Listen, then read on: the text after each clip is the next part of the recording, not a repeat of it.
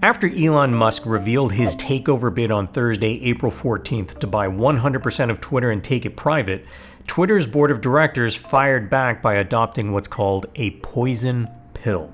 In this video, you're going to learn what is a hostile takeover, what is a poison pill, how successful are poison pills in preventing hostile takeovers, and what could happen from here. Hey everyone, my name is Preet, and this channel is for anyone who wants to learn more about the world of money around us. Let's give a quick rundown of what's happened in this whole Elon Musk Twitter saga lately. January 21st, Elon Musk criticized Twitter yet again, this time about how they are spending their engineering resources on new features instead of trying to fix the known problems on the platform, like getting rid of bot accounts. 3 of the highlighted replies: "Hey Elon, buy Twitter." "Elon, when you gonna just buy Twitter and make it a good platform again?"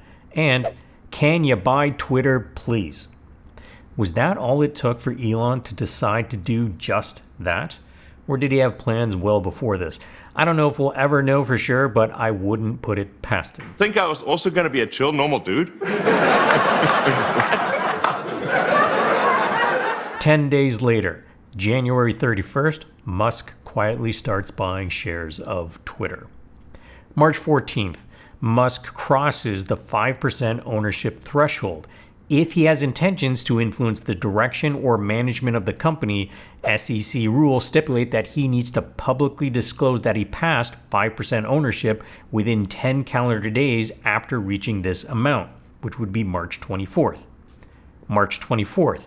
This is the deadline to disclose his 5% stake if he had activist intentions. By this time, his stake had increased to 7.5%. Crickets from Musk. At this point, no one knew what he was up to. The morning of Monday, April 4th, Elon Musk announces that he's taken a 9.2% stake in Twitter, making him the largest shareholder. His filing indicated that he had no intention of influencing the company and is buying these shares with passive intentions. The stock price explodes upwards by almost 30% on the news. Tuesday, April 5th, Musk makes a new announcement. He's made a deal with Twitter's board of directors to join the board, and as a condition, he will limit his ownership to no more than a 14.9% stake. He makes a new filing that says, yes, he has activist intentions after all. He's set to join the board the following Saturday, April 9th. Saturday, April 9th. Elon informs the board he will no longer be joining the board, announced by Twitter CEO in a tweet the following day. This means the deal to limit his stake to no more than 14.9% is no longer valid. Thursday, April 14th, Musk launches a takeover bid to buy 100% of Twitter and take it private. Think I was also gonna be a chill, normal dude? Friday, April 15th, Twitter's board of directors announce a poison pill. Let's start with explaining the difference between a friendly takeover and a hostile takeover. When a company wants to buy another company, this is called a takeover. The company wanting to buy the other company is called the acquirer or the bidder. The company being bought is the target company. A friendly takeover is when both companies agree that their interests are both being served by the acquiring company buying the target company. The acquiring company makes an offer to the board of the target company. They may go back and forth to hammer out a deal, and then the board recommends the deal to the shareholders who then vote on the deal. Now, if the board of directors of the target company reject the offer, the bidder could walk away. But if they still want the company, they can then try a hostile takeover. The Corporate Finance Institute defines a hostile takeover as one where the target company's board of directors do not approve of the transaction.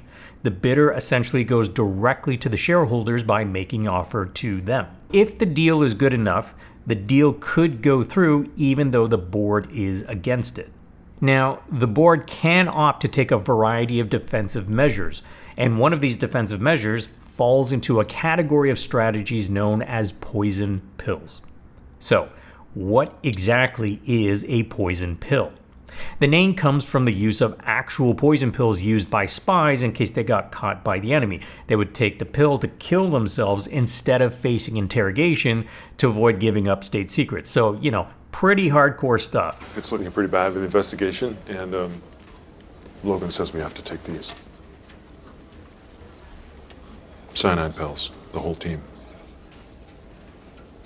It's a mint, you doofus. The use of a so-called poison pill strategy against hostile takeovers was invented in 1982 by a mergers and acquisition attorney in New York named Martin Lipton.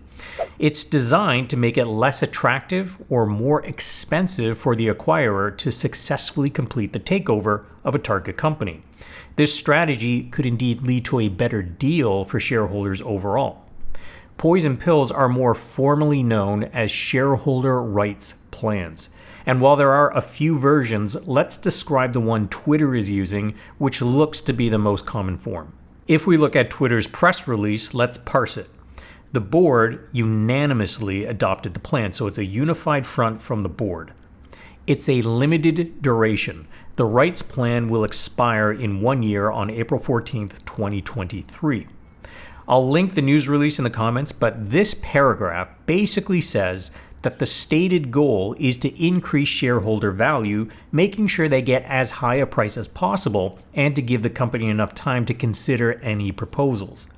The third paragraph says they are happy to do a deal if they think it's in the shareholders' best interests. But here is where we get the details of what the poison pill is in Twitter's case. If anyone, really meaning Elon Musk, acquires a stake of 15% or more, this triggers the shareholder rights. And these rights are the right for all existing shareholders, except the acquirer, Elon Musk, to buy newly created shares of Twitter at a 50% discount to market value. So you get one right per share. So if you currently own 10 shares, you'd be able to buy 10 more shares at the 50% discount. In other words, everyone except Elon Musk would be able to double the number of shares they own, and it would be very favorable for them to do this. So what does this do? It dilutes Elon Musk's stake down severely, reducing his control. Here's how it might work using example numbers to make the math easier to follow. Let's say Twitter stock is trading at $50 per share and Musk has just increased his stake to 15%. Again, this is hypothetical at this point. This would then trigger the shareholder rights plan. Again, to make the math easy, let's for now just pretend that there are 100 million shares even of Twitter right now. This means Elon owns 15 million shares, a 15% stake, and everyone else owns 85 million shares. Now, everyone in this group is allowed to buy another share for $25 per share for each share that they currently own. If everyone in this group exercise their rights, this increases the number of shares for this group to 170 million shares. Elon still owns 15 million shares, so the total number of shares is now 185 million. But his stake has decreased from 15 million shares out of 100 million shares, or 15%, to 15 million shares out of 185 million shares, which is 8.11%. His ownership stake is almost cut in half. Existing shareholders would have to come up with more money in order to buy the discounted shares, and the share price drops overall as there are way more shares than before, but everyone else can retain their proportional ownership. Now, how successful has this strategy been in the past? Well, it depends on what your desired outcome is. Poison pills have historically been used to give the board time to process an offer or as leverage to get a better offer. Enacting a poison pill provision through a shareholder rights plan does not mean a takeover attempt has been killed.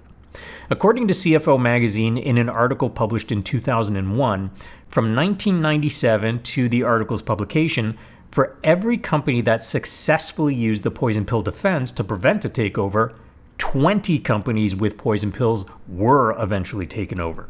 It may very well be the case that the poison pill provision existing is merely to give the target company some leverage in negotiating a better deal. The limited duration clause of a poison pill provision generally lasts for 1 year, as is the case with Twitter, and a lot can happen in that time. Perhaps the share price increases beyond the acquirer's offer price. Maybe the acquirer decides to move on. And maybe the acquirer increases their offer. It's also possible that the shareholders reject the poison pill plan because they are unhappy with the board's management. Musk may have already built the possibility of Twitter using a poison pill into his thinking. He included in his filing a letter to the chair of the board indicating that his offer is his best and final offer. But the wording is sufficiently ambiguous, saying, if it is not accepted, I would need to reconsider my position as a shareholder. Reconsider does not mean walk away. He could think about it more and make a new offer.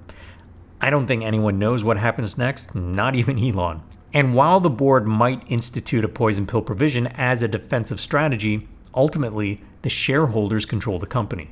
They may agree with Musk that the board needs to be replaced because they have not been effective in increasing shareholder value. After all, Twitter's closing price on the day of its IPO was $44.90 back in 2013. Almost 10 years later, the price is basically at the same level. You could make a very strong argument that management has had more than enough time to try and increase shareholder value, and they haven't. One thing is for sure, it's going to be interesting to see what happens next. If you believe in a world where finance YouTubers don't use thumbnails that make it look like they're having a stroke in every video, hit that like button and subscribe to my channel if you want more content like this, and I will see you in the next video.